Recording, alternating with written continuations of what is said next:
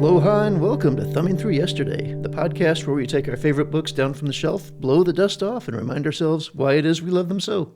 My name's Tom Galley. Joining me today, we've got Tony Pasculi. Thanks, Tom. And we are doing one of my favorites, well, probably one of our favorites. I don't know if I would count it as a favorite, but I mean, certainly I'm a fan of John Steakley. One of my favorites, John Steakley's Vampires. We did Armor before, now we're doing his other. I feel like this is a little bit unfair, and that we have done everything this man has ever written. Well, we'll just have to keep it up until we've done all the Niven, all the Clark, all the... Yeah. All right. So why is this a favorite? I mean, you picked Armor previously. I did pick Armor, and Armor is just an amazing book. Yeah. It's a great story. It's well written. It's got compelling people in it. This one is less. It is not the book that Armor is, but it is both a fun tale overall, and it is a very, very interesting take on vampires. It is. It is so different from most other vampire lore that for that reason alone, it stands out in my mind. Yeah. In this, vampires are purely evil. And we're talking about capital E evil. We're talking about they smoke when they're standing on church land evil. I mean, this is actual evil. And although they are capable of being charming, they only do it up to a certain point, and then the evil comes out. Yeah. But not only are they just the worst, they are nigh unto gods. They are stunningly fast, stunningly strong, stunningly resilient.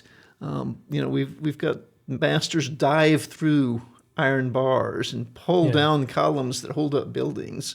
And fighting them, a scrappy group of heroes. Yes. And it doesn't go well. And I love that.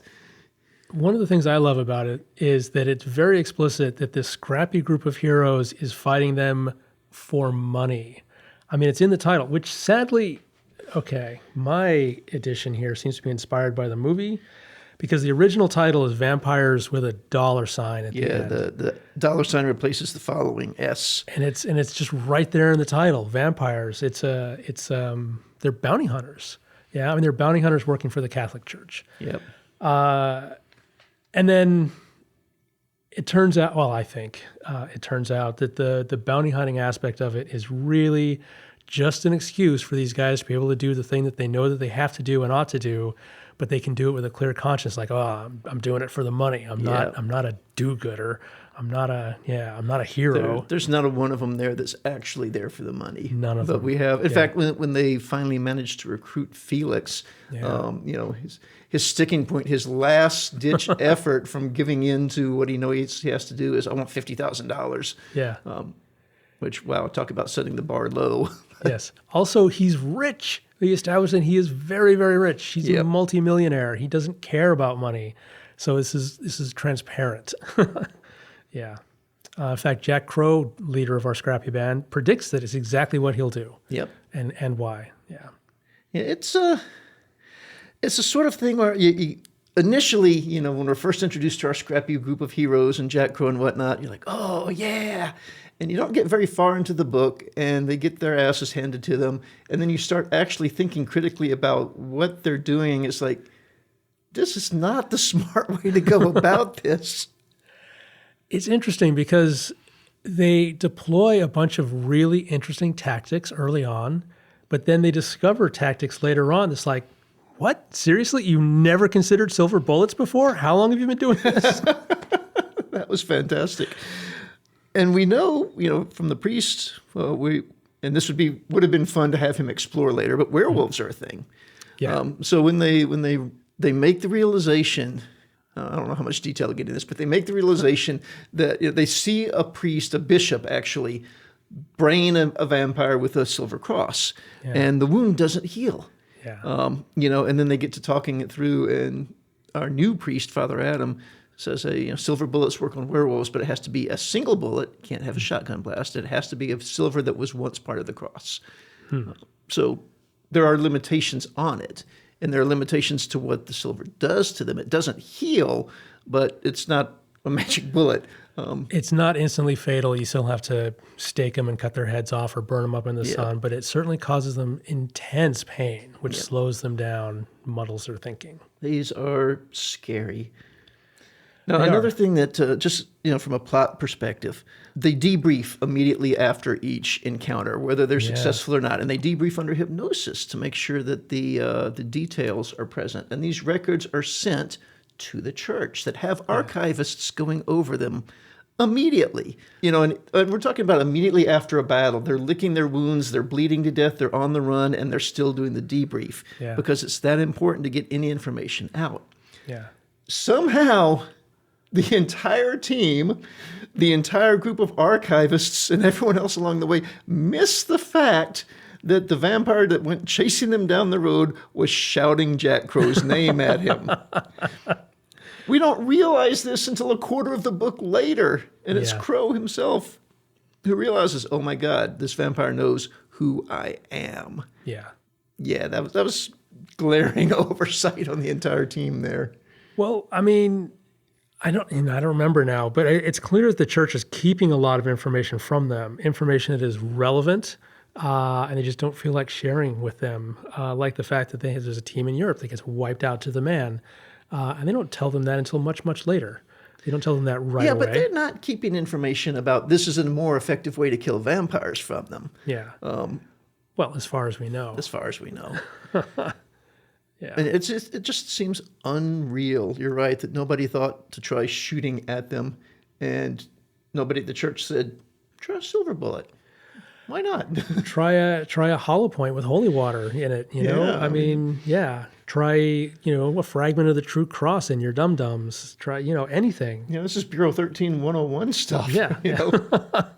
Yeah. But that said, I do love their technique of the giant crossbow with the attached to a winch. And they skewer these things and then just drag them into the sun. Yeah, they have a winch attached to an SUV. Yeah. And the sun is dramatic. They burn intense, they burn bright. All right, now I have to ask if you've seen the movie that John Carpenter made. Yes, I have. And it was just so disappointing. They did so many things bad to the story. The betrayal by the church, that added absolutely nothing. James Woods, don't get me wrong. James Woods has his place. There are things James Woods have done that I like him for. It's hard to say James Woods more than once, I'm discovering here. But this is like having Michael Keaton as Batman. Yeah. Jack Crow is a monster of a man. He's solid muscle, he's tall, he's a freaking oak tree. And that's what the team is what's required to be able to take a punch from a vampire and conceivably still function. I think the first two scenes of that movie are so iconic for me that as I was reading this and going, oh shit, I have to watch the movie again. I actually watched the movie halfway through reading the book. And then it was like, oh God, I didn't remember anything past the first two scenes because it's just garbage from that point on. Yeah. One of the Baldwins is in it and he's awful. Not the good Baldwin, one of the lesser Baldwins. Yeah. There's a whole plot with a prostitute who gets bit, has nothing to do with anything. It's terrible. It's terrible. Yeah, it's a fascinating in the train wreck sort of way. If you look at such I'm not going to say great, but such a solid story is handed to them in the book, and then they just demolish it. Well, it's a story that has, like Armor, it has a bit of psychological complexity to it, and it's far-reaching. It's got really complex characters. You think? You don't think so? I don't. That's one of the things that I find disappointing about this on the reread. Interesting. Is how lacking in complexity. I mean, they basically have two modes: go, go, go, and oh, I'm sad. I think. Felix, I think, is more interesting than that. Yeah, Felix takes an unbelievably long time to get his act together. Yeah. Jack, I wanted Jack to be simpler, and it's the attempts at giving Jack complexity where I think it fails. Interesting. And in particular, we get 2/3 of the way into the book, and he's trying to get Felix active. Felix is there, but he's really just not feeling it. And Jack launches into this discussion about style. And it came from nowhere. At no point in the first 2/3 of the book have we seen any indication that these guys are all defeatists and they're only in it for the style. And then at no point afterwards do we come back to that until the very last few pages of Jack's involvement. It's like maybe he meant to work it through the book, but I think, okay, we may be talking about different scales here. I think compared to the movie, these characters are deeply complex. Yeah, okay, yes. Maybe not compared to Armor. However, getting back to Armor, it's fascinating to me that, because the main character in Armor was called Felix, right? That's true. And this guy... And where did Felix fight? In the Ant War. Oh, that's right. Which was the name of Felix's saloon. Yes. I didn't catch that. Oh, that's good. The Ant War Saloon. Yeah. Oh, that's good. I was focused more on the sort of thematic similarities in that they both are these haunted guys who are very, very good at fighting, and they just want to put their gun down and not do that anymore. And it makes me feel, I went and looked Steakley up and it's like, oh my God, this guy served in the military. This guy had some shit happen to him. No, he's just a dude who went to college and started writing novels. Yeah. So, although he did die of liver disease, so maybe the drinking is maybe real? maybe that was his battle, and then he just sort of what's the word I'm looking for that starts with an M? Metaphored it. Yeah. Yeah. Could be. I don't know. But I find that overlap between the two novels in that way interesting. Yeah. I guess I could see that. Armor, Felix is clearly the protagonist from the get-go. Yes. In this, we don't get a mention of Felix until, after Team Crow's already had their ass handed to them in the worst of ways. And they decide to go looking for a gunman. And then we get the backstory. And then, so we're, a third of the way into the book before he joins the team. But then it's interesting. Felix is the only character we get a backstory on, and it's intense, it's deep, it's several interludes. Yep. They're all about Felix, leading up to him being drafted on the team. So, there's a lot of setup for this character. There is. Yeah. And spoiler, he's the only one that walks out of the book. Yeah. No, Cherry Cat survives, right? He and Cherry Cat survive. Oh, does he? I think you're right. Yeah, Felix is looking around and going, you're the only one that knows him. Where can we look for him? It's like, oh, shit, you're the only one who knows him. You're the only one left. Yeah. Yep. Well, talking about the interludes, Devette is a character that comes along late. She's ostensibly a reporter there to do a story on them. We later find out she's actually enthralled to a vampire and was setting them up to be slaughtered. And between circumstance and a spark of free will, she manages to free herself and not kill the team. We get an interlude on her that's her backstory, and oh my God, was that so tedious. It was tedious awful. And painful. I was like, I don't want to read these explicit descriptions of slaughter and sex acts, and it felt like, unlike Felix's story, which is like about Felix, this wasn't about Devette. It was like, let's jam in some vampire shit. Yeah, and it's basically, right, she falls under the vampire's thrall. It's charisma, it's evil aura, whatever. She gets sucked into it and she finds herself powerless. And then the vampire plays that power. It forces her to do unseemly things, which make her ashamed, but she can't not do them because she's under its power. In fact, she revels in it for a while she's under the power, and then she's shamed afterwards. So it's kind of a classic addiction story.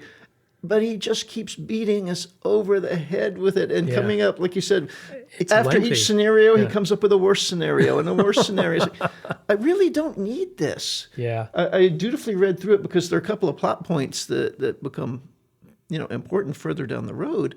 But, wow, was that a slog? And it really kind of took some of the wind out of my sails. And it cuts against the grain of the rest of the book, where she said it's this really radically different take on vampires until this interlude, where it's like, no, that's kind of your standard take on vampires. Right. Yeah. So, and that's unfortunate. So it sort of loses what makes it special.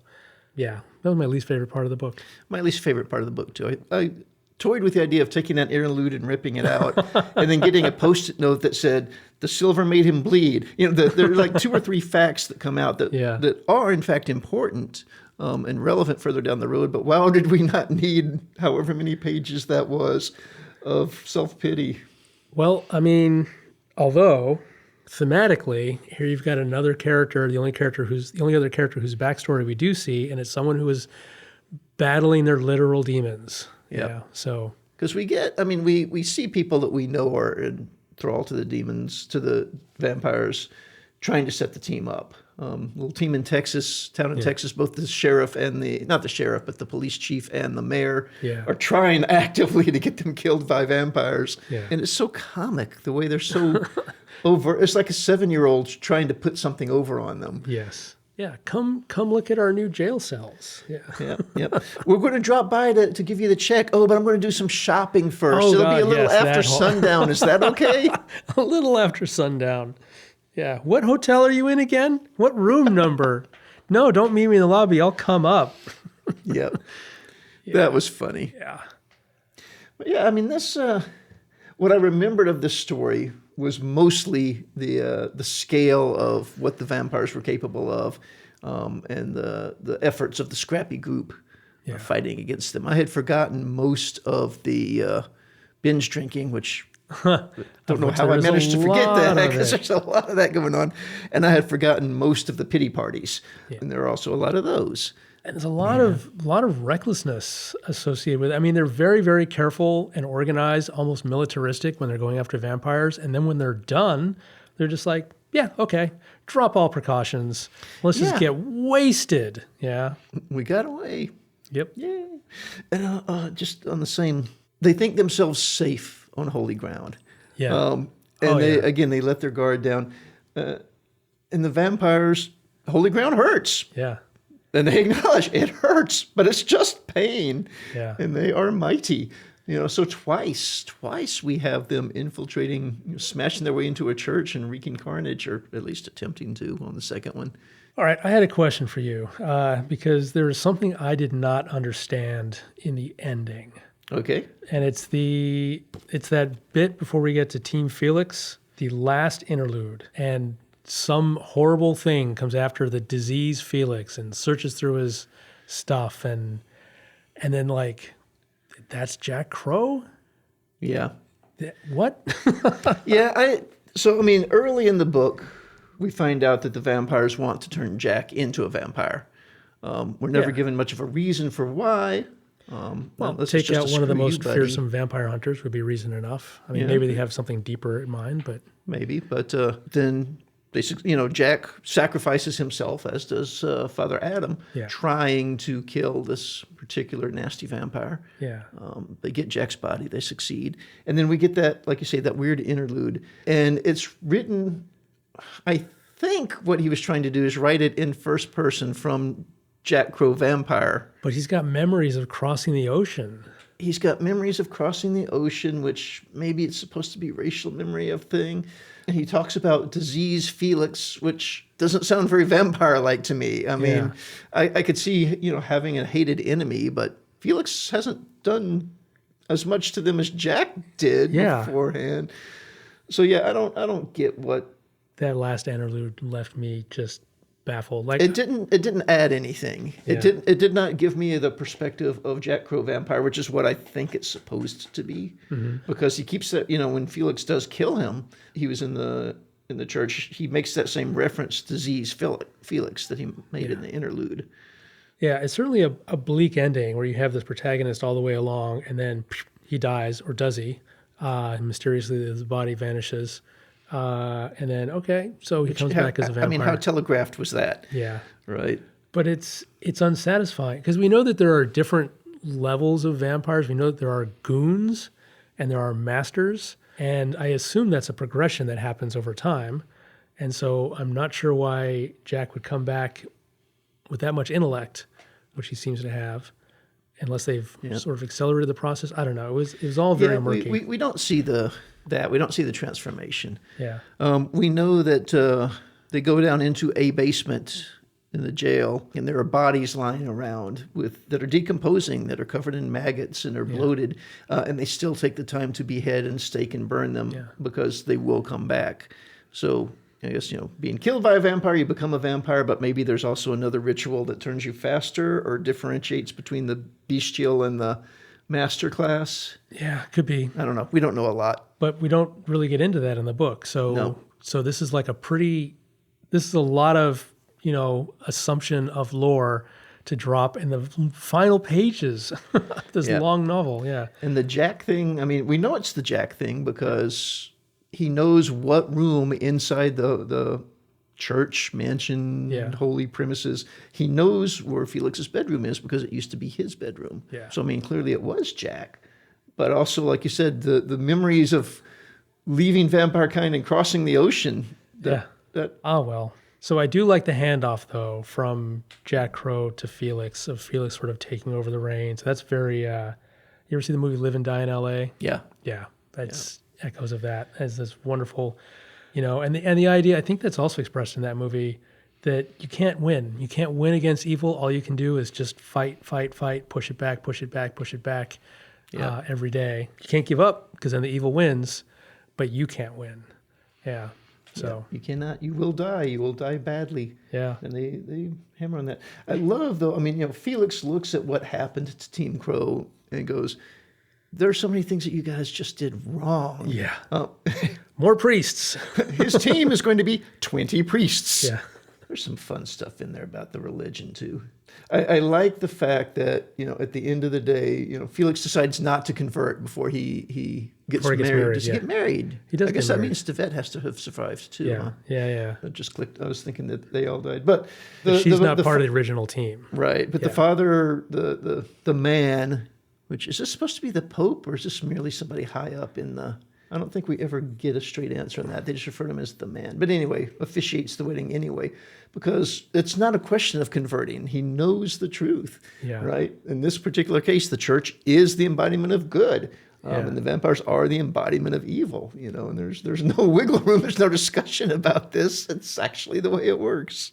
I think there's some wiggle room on the church aspect, but certainly, I mean, Jack Crow says this, I know there's a God, I just don't understand him. Yeah. Yeah, so there is good, there is evil, there is God, there are vampires, and then there's the church, and they're sort of doing God's bidding, but they're human, so they're imperfect.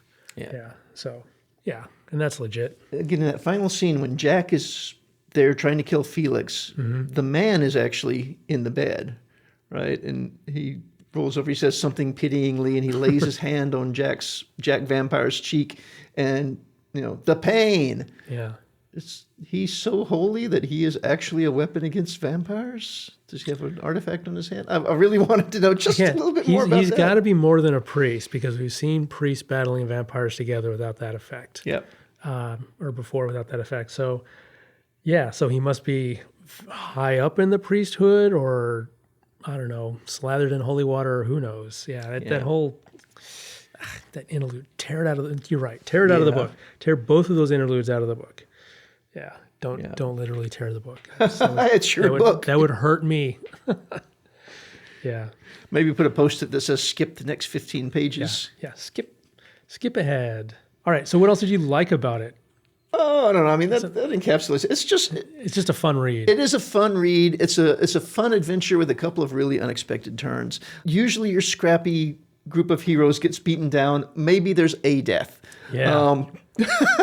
No, these guys start out on top, and within 3 chapters or 4 chapters, they are downtrodden and they are dropping one after the other. They're up against something that is so far, they're punching so far above their weight class, it doesn't even count. Yeah.